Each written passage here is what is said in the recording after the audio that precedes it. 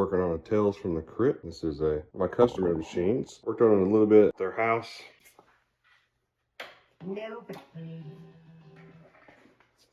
Having some MPU issues, and it needs a shop job. There's been some stuff done in the past that isn't up to snuff. See if we can show you what this MPU is doing. Boots up, starts a game, but the customer's having issues with various items that stop working, and then eventually the game just completely shuts down. That flasher is not supposed to just start flashing when I press. So the board has a good bit of issue. Let's see if we can't show you that. A little bit of corrosion damage. Problem is, it goes all the way down. I don't know how well that's coming through for you, but this item right here is nasty. It's really corroded. So that corrosion has come all the way down into this section here. That's why we're getting that. You can press on the MPU and get the playfield to do stuff. Overall condition, there's some issues out of this back of the cab here. There's a big chunk missing out, and that leg's a bit bent, but it sets pretty solid. Now, I'll show you this here. See all that nasty welding?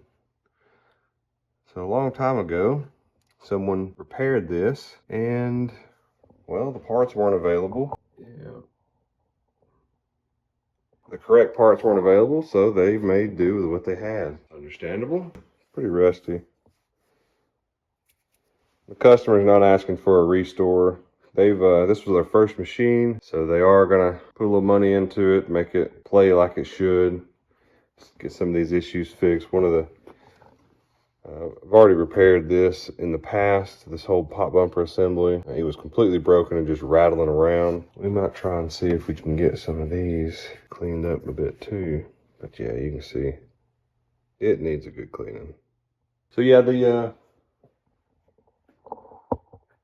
the back box looks like that because they had the key to unlock it, but it would not turn. So I had to remove the lock, get inside, and get everything folded down. So I just took the display panel and the back glass and just transported it with that stuff out of it. It's just safer that way. So we'll make a little series out of this one. I'll get it on the rotisserie. So before we go ordering a new $500 MPU, we got the schematics.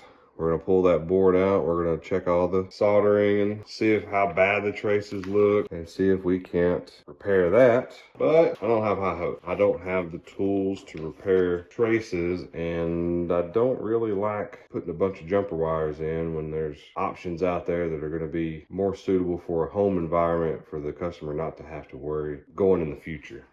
One thing I do want to point out here is rotisserie on a variable height table.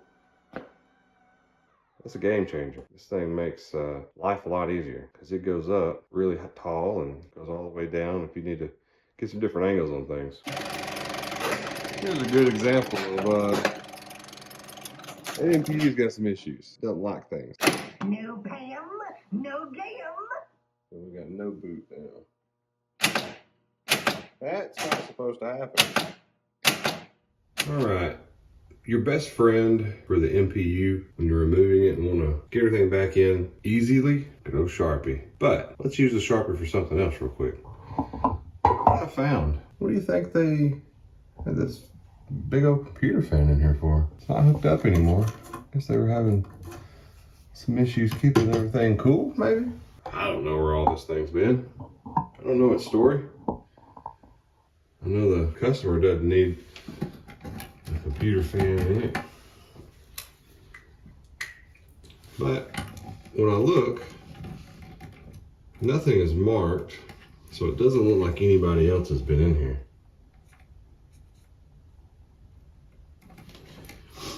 And just writing on there, that's a CN8. So I'll write CN8 on here. Even though it's really just going to stay in the same spot, that doesn't matter. Mark it always. That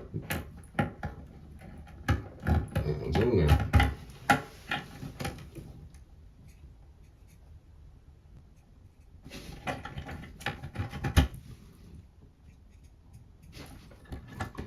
I would like to be able to test and see all the solenoids and the flashers and the lamps.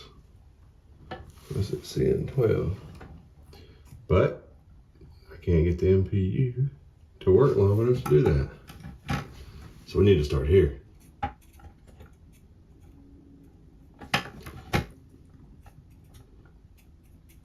Now, we're assuming that anyone that's worked on this before us did a good job and put everything back where it's supposed to. We'll have to double check some of that. That's why I printed out the schematics.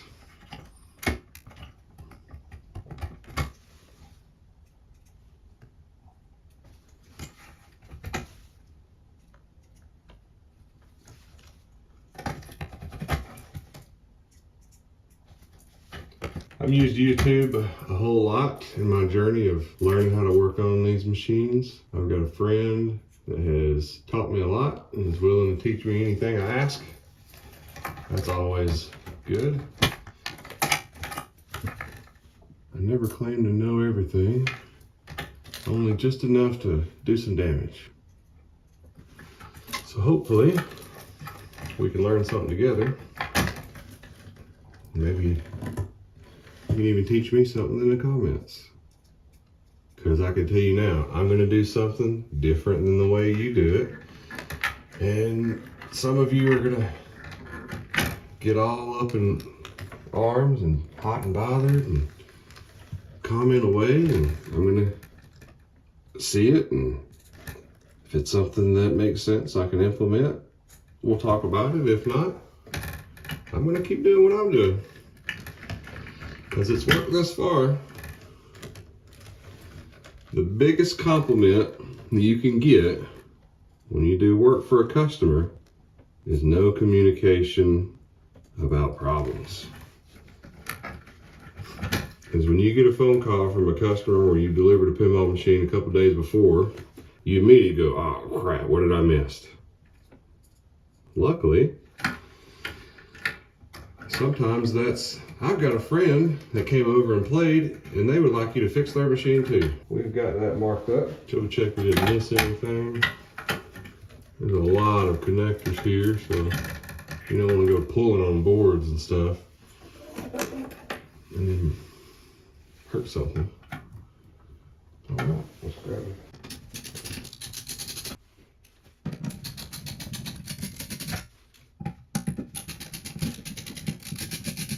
I'm actually surprised that all the screws are in the board. Most of the time, I'm missing all but 2 screws.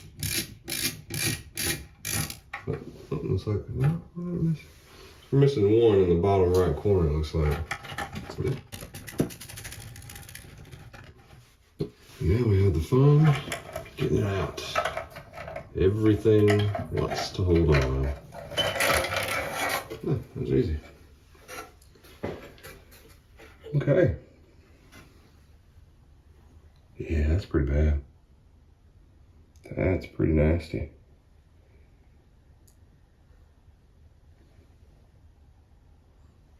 And it just works its way down. Look at all that.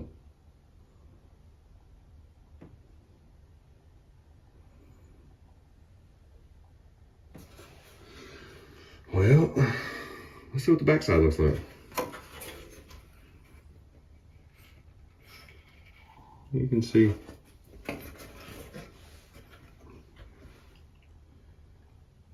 it just works its way.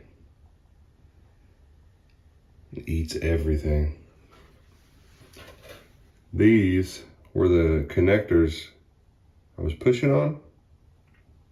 So let's see. They look quite well. I don't see broken solder joints.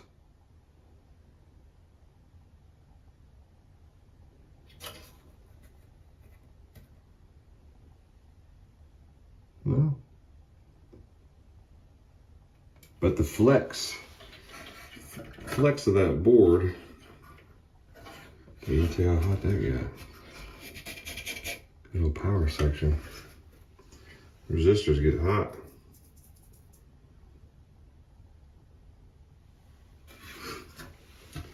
So the headers don't look like broken solder or cold solder, so to speak.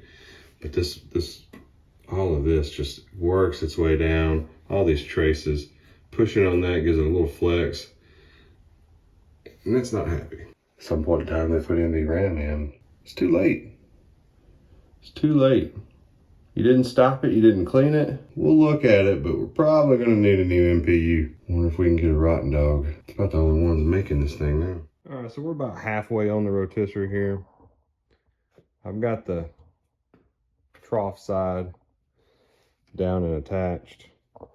We're gonna have to take some items off in order to properly cinch down the backside of this playfield to the rotisserie. This is a pin dock rotisserie. Do need to get the other accessory where you can attach down the side of a playfield.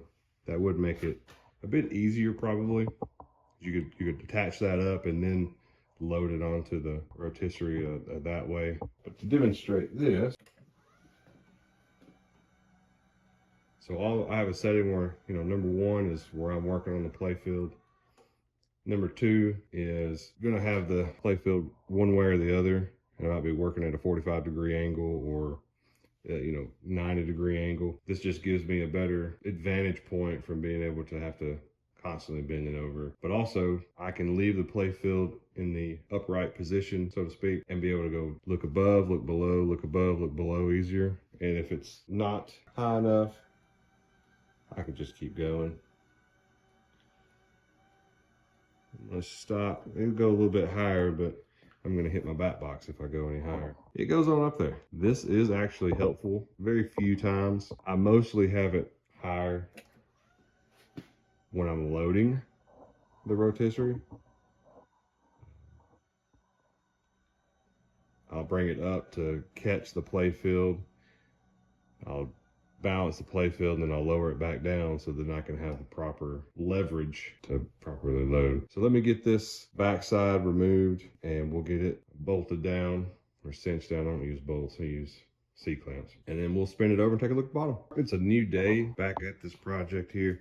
We've got this backside cinched down, got the bigger clamps out. This wire form, well, it's not really a wire form, it's just a metal ramp that goes to a wire form. Everything now is cinched. We can rotate our playfield. Something fell off. I know what that was. Let me show you. There was a piece that I found right in here. I haven't picked it up yet. This is from this pop bumper. Remember, I had already went to the customer's house and replaced the body, replaced the whole thing. At least it wasn't in the playfield to cause wear and damage. We've also got the MPU board on order. We are going to take a look at this, see if we can get any of the corrosion off. But in the meantime, we're gonna go ahead and get this playfield stripped down.